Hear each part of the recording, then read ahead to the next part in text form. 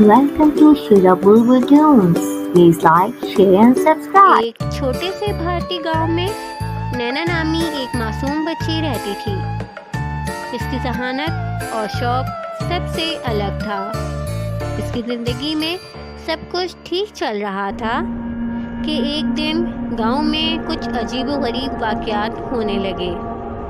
لوگوں نے کہنا شروع کیا کہ نینا پر آصف کا سایہ ہے۔ نینا کے والدین بہت پریشان تھے کیونکہ نینا راتوں کو چیخ کر جاگتی تھی اور کہتی تھی کہ کوئی اس کے کمرے میں ہے۔ اس کی آنکھوں میں خوف صاف نظر آتا تھا۔ نینا کی ماں نے پنڈت جی سے مدد مانگی۔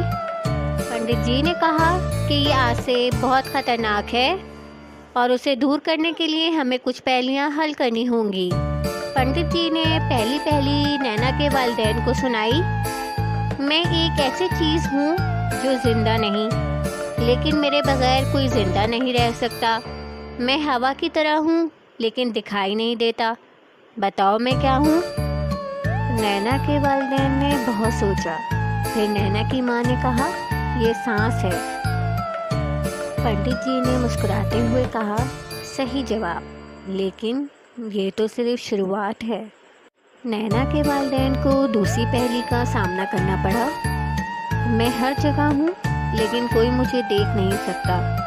میں ہر چیز میں ہوں لیکن کوئی مجھے چھو نہیں سکتا۔ میری موجودگی سے روشنی ہوتی ہے لیکن میں خود اندھیرا ہوں۔ بتاؤ میں کیا ہوں؟ نینا کے والدین نے پھر سوچا اور اس بار نینا نے خود کہا یہ خلا ہے۔ پنڈت جی نے نینا کی ذہانت کی تعریف کی اور کہا تم بہت ذہین ہو بیٹی، لیکن ہمیں ایک اور پہیلی حل کرنی ہوگی۔ تیسری اور آخری پہیلی نینا کے لیے سب سے مشکل تھی۔